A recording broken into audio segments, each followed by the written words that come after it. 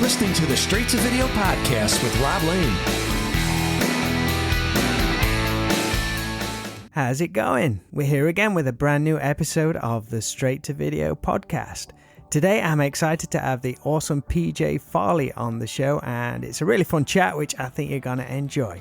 PJ began his professional music career as part of the band Trixter, who anyone who is a regular to the Straight to Video podcast will know I'm a massive fan of, and also as a fellow bass player is one of the guys I really look up to and admire. He's always had this great vibe about him, and his playing and style really is second to none. PJ joined Trixter before he had even finished high school in New Jersey, USA, and throughout his late teens he was all over MTV with #1 videos, in the pages of music magazines, and touring the world in a rock and roll band opening for huge legendary bands such as Kiss, The Scorpions and Poison. It's hard to imagine what that ride was like, and particularly now looking back considering how much the music industry has changed.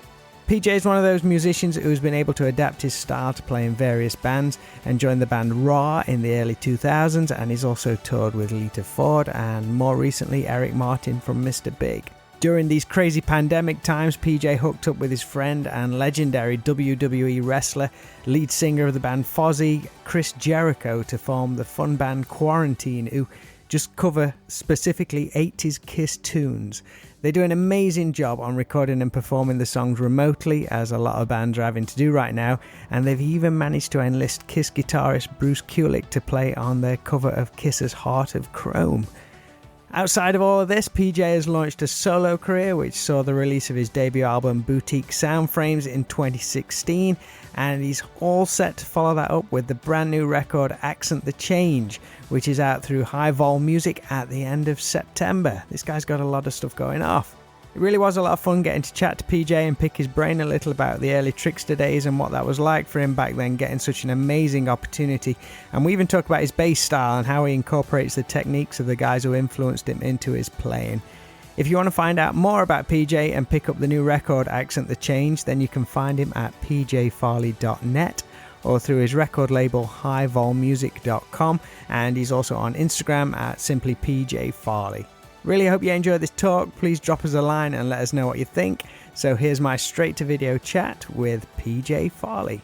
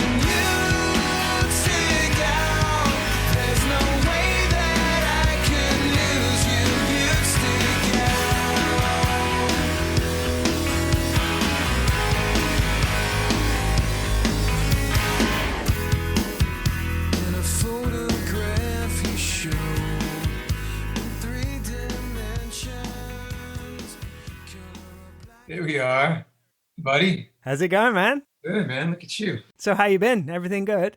Everything's good, man. Keep busy. Yeah. Somehow. Awesome, man. Well, thank you ever so much for doing this. I appreciate it. Hey, no problem, man. If you're cool to kick things off, I normally start off by going right back. Now, I believe your first instrument was the drums, right? Correct. Who or what pushed you in that kind of direction to choose the drums? Probably just my inner animal. Maybe Peter Criss. I don't know. I was always started on pots and pans, like any typical drummer, started banging away on things. My mother was like, guess we got to get some drums. Right. They were up for that, was they? They were prepared. Yeah, they were. It was very daring. We lived in a little 2-bedroom apartment. So, God bless. Yeah. Did you do it in your bedroom, or did they give like a garage or something like that? It was in my bedroom with my bed and my brother's bed. They didn't like put aside a certain time, right? You got 2 hours and then that's it. Pretty small window of opportunity to play drums, especially in an apartment complex. But luckily my neighbors were cool. Where was this? Was this in I mean, are you from Paramus? Are you kind of from that area? Or? No, Ridgefield, 15 minutes away. Yeah. Closer to the George Washington Bridge, basically down the hill. Yeah. So having started in drumming, at what point did you pick up the bass? Was it just a natural transition, a lot easier? Or It was just trying to start a band and nobody wanted to play bass. I was a drummer. And I'm like hanging out with my friends one day. I'm like, all right, you're gonna play guitar. You're gonna sing, and I'm playing drums. Like, who's gonna play bass? And no one's stepping up. I'm like, we need a bass player. And I'm like, fine, I'll play bass. I'll borrow somebody's bass and I'll play bass. And turned out to be a pretty good decision. Do you think playing the drums before kind of helped you with your understanding of how a bassist works within the band, rather than being the guy from the guitar to pick up the bass and playing guitar on the bass, which I did and a lot of other people did? You think having a bit of an understanding about drums helped? I don't think so, because I was so young when I was playing drums that I was really just kind of getting my aggressions out and trying to keep a beat. And, that's what I just wanted to do. I always, even when songs come on now, first thing I do is I'm air drumming like a fucking maniac, and I can air drum the shit out of anything. I'm not going. Right. Yeah, the drumming movement looks a bit cooler for sure. Yes. I mean, when I was playing drums, I was really young and started playing bass when I think I was 11. So I wasn't taking lessons or anything like that. So I didn't study and then go, oh, okay, so this is the relation between drums and bass. It was just banging away, trying to play some Kiss songs and then playing bass. Yeah. I think Gene's a really underrated bass player, man. I love his sound, the way he plays. I always thought it was great. Yeah, absolutely. He is an underrated bass player. I think his style, just that whole wind-up thing that he did, and his tone was just so aggressive, and that's where my influence from him. Right. And the fact the guy could sing and play the bass as well. Insane. Right. Like proper bass lines as well. Like someone like him and like Paul McCartney could play. And they're not just thumping along. They're like doing intricate stuff at the same time. It's crazy. Him, Paul, Sting, those guys, you don't see a lot of them. Getty. Mm-hmm. Was there anybody else, or were they some of your main ones back then who you're kind of learning from? As far as bass, Gene, because I was just completely ensconced in Kiss as a kid. Geddy Lee was more of an influence on me than I give him credit. And I don't know why I always forget to mention him, because I was a Rush fan, but I wasn't a huge Rush fan. But what little I did listen to Rush, his playing went right into me. And I picked up so many things from him, kind of in the same long lines of Jocko. His really percussive playing when I play with my fingers, some of his runs, the attack on some of the runs, it's just the explosiveness. That is an element from both of them that really, not that you would tell from anything that any of my recordings, but I do have that element where I'm just noodling around and stuff. Or if I'm playing like a busier line, I'll get some of that, fast, explosive pop that, Geddy or Jocko would do. Obviously not as good, but it's an influence nonetheless. Yeah. So one day I'll be doing wicked wind up like from Gene, and then I get this quick little finger run, that really hard, kind of pulling the tone out of the strings that Geddy would get out of that Rick or Jocko. Yeah. How do you feel you're playing compares now to when you was touring regularly back in the days? Because I sometimes listen to like early recordings of rehearsal room sessions from when I was, after I've been playing about 5 or 6 years, and I'm like, holy shit, did I play that? Maybe my playing's become a lot more simplistic over the years, or do you feel like you're constantly learning? I've had those moments. I hear some songs, I go, fucking burning on that track. Listen to that. I'm like, that's cool. I didn't know I had it in me. And, as you get older, you mature. Not saying that whatever you did, you go back and you go, wow, that was awesome. It could be awesome and not like overplaying or immature bass line or anything that's stepping over stuff. But I don't know. I mean, I think I'm definitely more evolved as a player, settled in. Yeah. Also being a drummer at heart, my instinct was rhythm, and my instinct was timing and feel. Not so much speed and accuracy. Yeah. Really just convincibility, really digesting whatever you hear in your head and getting it out in the most organic way through your fingers or your hands, getting that feel. And, the older you get, the more relaxed and confident you get. And, you learn not to overthink things where, we all think we suck. I do every single fucking day. It's crazy how it comes up with people you speak to, like, we're going to get busted one of these days. Yeah, still falling. I'm like, this is garbage. Every day, any musician who's, doing it every day goes, I fucking suck. And then, like you said, you go back one day, you hear a recording and you go, that's me. That was all right. That was pretty, I did good in there. We got something somewhere. Glimpses, but whatever. So how did you get to know the rest of the guys in Trixter? Were you friends already? Did you live nearby? Did you move from where you were to where they were or anything like that? No, I was in a band at 14, 15 years old with a couple of guys that were like in their early 20s, and we were playing all the same clubs with Trixter. So we became friendly in that respect, that we'd always be on the same bill. Mm-hmm. My band would go on first, and Trixter was already pretty much headlining these all ages clubs and stuff on Sunday nights, and pulling the chicks. Yeah. And then, the time came they had to get rid of their bass player, and Steve called me. Do you remember much about the audition itself? It was an audition, actually. On the contrary. So my band I was playing with, again, the guys were like 23, 24, and I was like 14, 15. Trixter was like pulling the crowds, and, they were very bubblegum, so we were like, oh, fuck those pussies. Fuck those guys. We were cool and stuff like that, but it's stupid club jealous. Those guys were like, oh, screw those guys. So when Steve asked me to join, I was like, meanwhile, I'm sitting here going,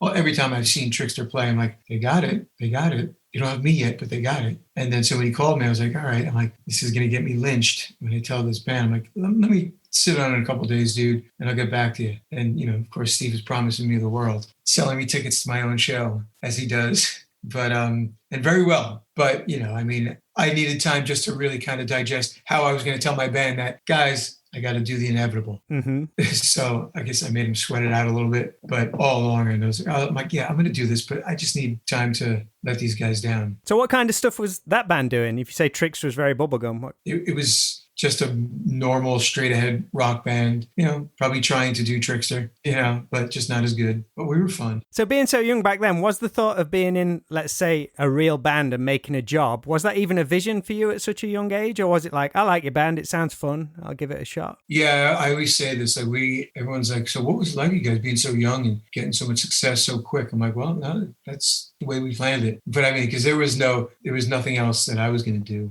Right. Like I just said, squat for interest in anything else. I was just all consumed, all in. How was that with the parents and the family? Was they cool with that? Yeah, it kept me out of trouble as long as I was out of trouble and, doing something. Yeah. So nothing else, no other interests or anything back then. It was just all about the music. Right. Any particular band where he's like really fueled that? Was it a band like Kiss, or was there anybody else which kind of ignited that? You need to go back to the Bay City Rollers to start. And Kiss, then Aerosmith, Iron Maiden, Motley Crue, it morphed into, all that stuff. And also alongside of all that rock and pop, I was also, in the mid to like 86 or so, 87, when Metallica and Anthrax came along, mm-hmm. I became obsessed with that stuff too. And I just loved both. I celebrated it all. Like I would get in a mosh pit at an Exodus show or Megadeth, but then go see Bon Jovi the next night and enjoy it just as much. I always kind of got that impression from you. Even you were a little younger than the rest of the band, even if it was only by a few years, but I always got the feeling you were the one who was maybe getting a bit of excitement from different styles of music which were coming in around the time, particularly when you chose the 9 Inch Nails song for the Undercovers EP.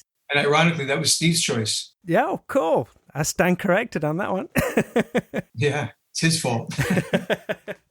I just figured it was whoever sang on it, they was the one who chose it. No, we tell the story where there was an interview with Trent Reznor in Rolling Stone, and they had mentioned Undercovers may have just come out or something. I think it just come out, and they had asked Trent about people doing 9 Inch Nails covers, and they'd mentioned, because Trixter did Terrible Lie, and he said, yeah, I know, I almost wrote him a check to not do it. And I said, Trent, I wish you had my number. I would have taken that check. I'm threatening to do another one just so he might cut me a check. So after you'd actually joined the band, how soon did it become a full-time gig? Yeah, it was a full-time gig in the sense that, we were all still in school, but we were playing pretty much every weekend. And then really it was just about over a year before we got signed that I was in the band. Yeah. And then, was that pretty intimidating for you, or was you just like, yeah, I'm strapped in, I'm good to go? No, man, when you're that young and excited, you're just cocky and you're just like, let's fucking do this. Come on, let's go, go, go, go. Get on the bus. Let's go. Put me on MTV. Let's go. I was going to say, how was that? Just seeing yourselves on MTV and in like the pages of Metal Edge magazine and stuff. That must have been a little bit surreal. It was kind of cool. But, the thing about MTV was that we weren't really home. That for like a year solid, we were on every half hour. And it was like, we weren't home that whole fucking year. So like if I come home for Christmas, I'd be like, wow, well, that's it. Like I get to see it like 10 times a day. I'm like, it's crazy. It is on that much. Like I haven't even been home this long and I've seen the video 7 times. Then we go back on the road and, maybe occasionally on a day off in a hotel room, we get MTV or something, but we didn't really it's not like we were sitting home just watching ourselves on TV every day. So it's all kind of happening outside of your bubble. Yeah. So, which is probably a better thing, than sitting around watching stuff on TV all day. You know? So how was it when, like you say, when you came back home, did you realize like a shift had happened? Because I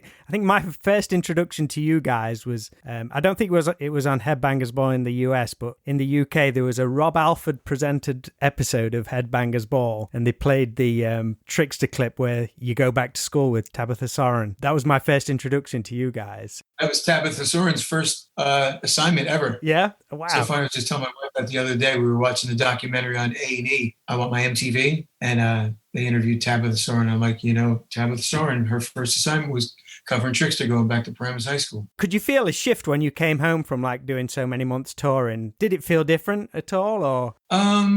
Yes and no, in the sense that I'd have random people knock on my door, kind of follow me home, to my mom's house. Yeah. That kind of thing. So, but again, we were just not home. And even before we went out on the road and stuff, it was a very exciting time for us for the year or two, even leading up to going on the road. Because the band had really, in our scene, had been kind of the talk of the town for a while. Even before we got signed, we just had this thing following us. Yeah. And it just grew and grew and grew. So when we did come home for short breaks and whatnot, it was definitely something like going to a shopping mall was like pretty tough to do, and all that stuff that, doesn't exist anymore for rock stars. Even the biggest ones, sorry guys, but you can go to a fucking mall and no one cares. But there was a time where I couldn't. Yeah. And that's, that was when the getting was good. So to speak. So yeah, there was that. I definitely felt that. Did you feel you ever, let's say, missed out on any normal things that teenagers got to do back then? I think you got a pretty impressive trade-off if you did. Not really, man. Again, because I didn't have interest in anything really. I wasn't missing a damn thing. I was out on the road with my best friends touring the world, making music. No regrets.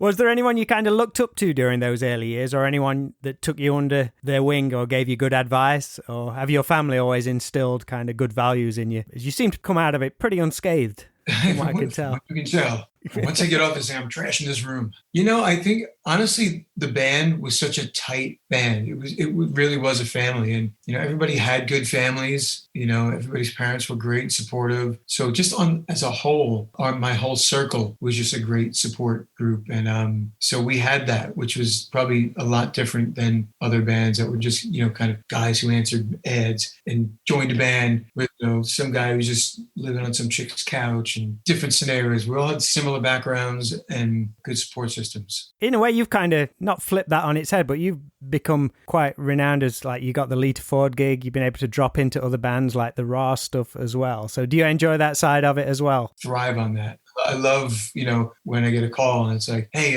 so-and-so needs a bass player, or, hey, you might be interested. I'm like, yeah. Like, I love just, put myself in a position to where, can I do this? Well, let's see. Do something that scares you. Yeah, pretty much. Always just put myself to the test, really. Probably goes back to the thing to where, like we said, we always think we suck. So it's like, all right, let me see if I can do this. Let me see if I can learn 15 songs in 15 hours and then fly down to Lita Ford's house and go on tour York with her. See if I can do it. Alongside Bumblefoot, playing guitar, Wow. Go out, learn, 15 songs in a couple of days and go join Ra in the middle of their tour. Let me see if I can play Mr. Big songs with the singer from Mr. Big, cocky.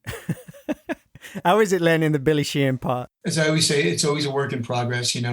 I'll never go, oh, dude, easy peasy. It's playing those songs. I definitely do. I do a more dumbed down version of what he does. That's why I play the P bass when I play with Eric, because I get the P bass tone and it really comes very close to Billy's tone without all the, bells and whistles behind it. But so I always say, if I can't play like him, I'm going to try to sound like him. It's P bass definitely makes it a lot easier. But, it made me, get my tapping going and, get some of my speed back that, as a kid, I was like, Steve Harris and Jocko and, killing it on the fingers. And then for years, I started just playing with a pick, just, nothing but pick. And then once I got into Ra, back on the fingers. So I've been always trading off. And so learning all the Mr. Big stuff, I was like, all right, cool. I got to get that back in the shit. So, and it's stuff kind of I play all the time just to get it better and better and better. Because Billy plays a lot. Because it's just such a vocabulary. It's such a language for him. He's just like, you know, and that's just not me. You know, I can't play like that, but I appreciate what he does. But I know when to go, yeah, I don't really need to do that. That's just Billy being a little bored and, you know, doing stuff because he can without, you know, taking away from the song, but just kind of being a little restless and over good.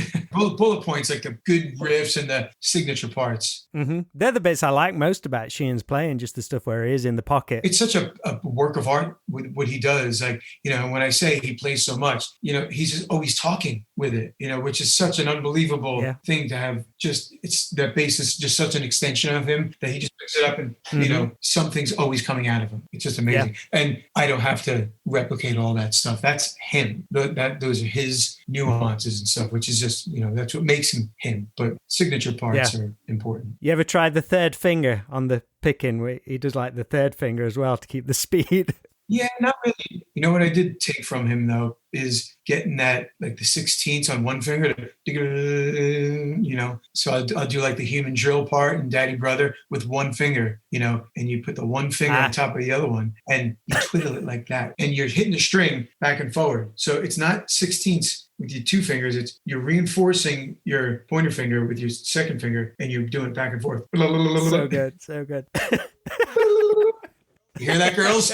Yes. Yeah, I used to get the Billy Sheehan VHS tapes, the ones where he's just jamming with Pat Torpey. I used to love those things. I never got that far down the Sheehan wormhole trying to replicate it, but I always used to just love his in the pocket playing. I always thought it was great, man. Yeah. So with all the changes in the industry you've seen over the past 30 years or so, was there ever a time you considered moving into a different career direction, or has it always just been focused? Has there ever been any pressure from family or anything like that, especially after the industry went through such a shift in the 90s and early 2000s? No, I mean, there have been times where I'm like, recently, I was like, all right, shit's hitting the fan here. I'm in too deep at this point. You know, I'm going to take this music thing as far as I can take it, and then go flip burgers or something. You know, I made that deal a long time ago. Again, I've been lucky enough and blessed to, you know, my phone rings like just when I need it to. You know, something else comes in and keeps me hanging on. So, you know, when I'm home and I'm not touring or something like that, you know, I'll play locally and make money here. Just so, I'm always playing, making money somehow playing. So it's just all different levels, different capacities, different venues. And so I found a way to do it this long. So I'm going to ride it out as long as I can. So looking in as a fan from the outside, there always seems to be like a really close-knit group of musicians from the New Jersey East Coast area who continually seem to work together and keep popping up. I'm talking about people like Dennis Zimmer, Maz Mazza, J3. They continue to crop up and all seem to work closely with the Trixter guys, the Danger guys. Did you all grow up in a similar area, or is it just because you're similar ages and stuff like that? It seems to be a really good bond for over like several decades. Yeah, all those guys are immediate circle. Like there's a pod of us, and that's a core of it. You know, we all grew up in the same area, the same scene, and like it was Trixter was kind of like the nucleus. You know, we had all our friends, you know, that were musicians and other bands and stuff. We always, since day one, always tried to look out for our friends and try to get our friends in gigs in other bands and stuff like that. And like, for instance, getting J3 in the Tommy Lee, you know, thing. Our really good buddy, Viggy, who was Tommy's right-hand man, called us one day and, you know, needed a guitar player. So J3, boom, you know, off you go. You know, when I had to put a band together for Lita, you know, I called Dennis. Or, you know, for my solo band, Maz, I've known Maz since I'm 15 years old. And I mean, it's like a tight family, forever brothers kind of thing. So it's good that we can, you know, and like J3, I've had him, he's been like my auxiliary guy forever. Like I've used him for everything. He's filled in for me with Trixter. He's filled in for Steve with Trixter. He's filled in for me like in like cover bands back home. I remember one time I was out with Lita and I was tour managing and MDing her, and my wife was pregnant, and like we had shows booked. I'm like, it's going to get a little close and a little hairy, and I didn't want to send up a red flag with her. So I'm like, I'm going to hire J3 as Lita's guitar tech, and I'm going to have him learn the set on bass. And I'm not even going to tell her. I'm just going to have him. So this way, he's already got a flight. He's already coming with us to these shows. God forbid I get the call, my water just broke, and either I can't get on the plane or I got to come home. I just go, you're on, dude. Yep. Wouldn't you know it? We were set to get on a plane to go do a big casino with Whitesnake and Tesla with Lita. And the day before. I'm like, wife's going into labor. I said, 3, you're on. And I told Lita, I'm like, have no fear. 3's all set. And she's like, what? I'm like, I've already rehearsed him. So he's going to check and, play bass. She's like, how did you do that? Preparation. Yeah. No point in worrying anybody else. He's got it covered if it happens. Yeah. If it doesn't happen, nothing to worry about. And I would have done that regardless of who I was with, but it just so happened that Dennis was playing drums with Lita at that time. So it was so funny how I'm like integrating all these parts into her band and like, yeah, funny, small world. But yeah, all those guys, Maz, that's our circle. So Steve credited you for all the footage in the Human Error video, which I love so much. I think it's friggin' great. Was you always the guy with the video camera back then? Was that important for you to capture stuff, or was it just more of a fun thing? Yeah, no, I've captured everything. And I mean, like, I have our entire career on videotape, and me and Liad, who was our keyboard player at one point, him and I spent about a year or so, like 10 years ago, digitizing everything, because I was going to do this documentary on, like this, not documentary, like, like DVD with all the, because I have from the band's first show ever, all the way up and all the way down and everything in between. I have it all. So I digitized. It took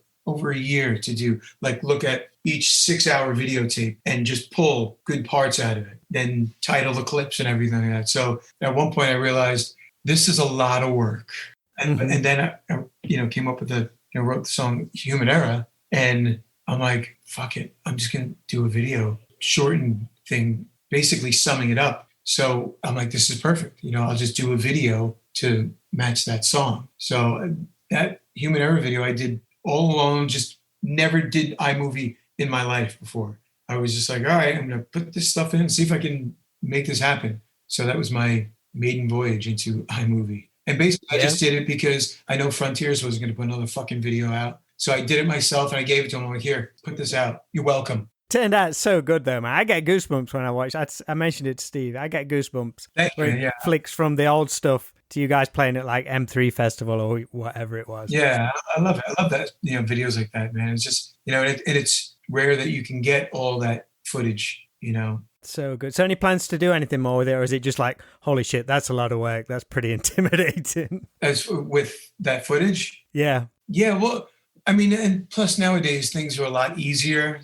Since I started doing that, I started digitizing everything back in like 2004. So, because, it's been a while. But yeah, now Steve, meanwhile, I did take most of Steve's tape when I was digitizing everything, but he's got some other stuff too. He's been starting to do it too. So now together we can, I think we're going to finally put something legit together, something really cool, like an extended version of it, and cool just to watch some eye candy and cool stuff, So to kind of bring things to a close, you're a dad now. So I'm wondering how prepared you are for when your kids get a little older and maybe want to go out to a party or something. And you're like, well, I'm not sure. And they've kind of got you against a wall because you were out at that age and you're partying every night, no curfew, beer, chaos. Have you thought about any kind of comeback? Oh, yeah, man. I'm not worried at all because it's one thing I think all dads, all parents can see at this point. Everything's going to be virtual. No one's leaving the fucking house. Everyone's going to be like, I'm going to a party. I'm at a party. I think kids today are totally happy just not even leaving their room and just pulling up a party on their TV. That's why I said, I'm like, you know what, my girls, by the time they're ready to date, it's all going to be virtual so that I don't have to leave the house. So I'm fine with it. I'm not worried at all. So I'm praying that comes true. Hey, I meant to say how much I enjoyed the Blood, Sweat and Beers podcast you did with Chris Jericho. That was awesome. Oh, you heard that? Yeah, it was fun. That was good. How does it feel with it being that long ago? That's one tour which I wish I'd seen. I never saw Warrant with Janie Lane. I never got to see him. Oh. And that tour, I got the DVD. Before our old band Teenage Casket Company went to the USA for the first time, we watched that DVD the night before we went to the airport. Yeah. Awesome. Yeah, it was cool. I mean, obviously we see the Warrant Firehouse guys all the time, and we're always in touch. We group text out the wazoo, and we're always out on the road seeing each other. But, we don't just sit around and talk about Blood, Sweat and Beers tour, Mm-hmm. Chris has been wanting to do that for so long, just get us all on and talk about that because, he's such a huge fan of it. So it was cool to finally get us all on the phone, at least a couple of us. And, just talk about how great it was. And it was just one of those things, man. Anyone who's heard the Talk is Jericho podcast on Blood, Sweat, and Beers was the Warrant, Firehouse, and Trixter tour back in 1991 that we did. And it was just really an epic tour. Like when you grow up wanting to be a rock star and go on tour, this is the tour that you wanted to be on, where it was like, Warrant was on top of the world and we were peaking, Warrant, Firehouse was right behind us and then wound up by the end of the tour, surpassing us. And it was like, we were all in it together, all at the top of our game and just having such a great time. No egos, just like 3 bands became one big traveling circus. Mm-hmm. And that was the last tour on our cycle. So we were a well-oiled machine on stage. So it was like that tour couldn't have come at a better time. How did you feel about the whole touring thing? Did you enjoy every part of it? Because when we go out on the road, it's nothing compared to we'll probably go out for 2 weeks at a time. But I just love the entire thing. It's not just that 45 minutes or an hour on stage. I just love the whole thing, from getting up in the morning, traveling, seeing new people, eating out with the band and all that kind of stuff. I just love every aspect of that. Exactly. And it's in your blood. I've done it all my life, and it's such a part of who I am, traveling and, being in a band and having that, especially now. Yes, I'm a father, I'm a husband, I had family at home, but no mistake, I have another family, and that family, it's not just like going to work like a 9-to-5 job where, some people go to their 9-to-5 jobs and love it, and that's great. You're just not bonding at a job like that, kind of like you're bonding when you're on a tour bus with guys and you literally are eating, sleeping, shitting, breathing, playing music with them, and there's that bond. So when you're off the road, you miss that. And you do. I loved it. I love sleeping in hotels. I have no problem with it. I love sleeping on a bus. I love traveling. I love every aspect of it. Sometimes it gets a little, the older I get, sometimes now it's just starting to get to the point where a little downtime is like, this is fucking crazy. Whereas really up until you have kids, you're just like, all right, well, let's go walk around Walmart for 2 hours. Let's go see a movie, or let's go to the bar, or let's go to the mall, or whatever. Who cares? But, now if there's a significant amount of downtime, which rarely is when I'm on the road, you feel like, all right, this could be time spent with my family, but make the best of it. It gets harder to leave the house. But when I'm out and I'm on the road, I'm like, okay. Flick that switch. This is where I am. This is where I'm supposed to be. I'm doing what I do. Mm-hmm. Ever since family life came up. Yes, it gets harder to walk out the door. But once you're gone, you're back into the routine. But I enjoy every aspect of it. Well, thank you ever so much for that. That was lovely. I'll let you get back to whatever you're up to. It's starting to get loud out now. School is over with. Virtual learning's over with. And I hear the walls start shaking. So... We covered a lot of ground, but I think that door is going to barge open any minute. You take it easy, and hopefully we'll see you back in the UK once things get back to normal. I sure as hell hope so.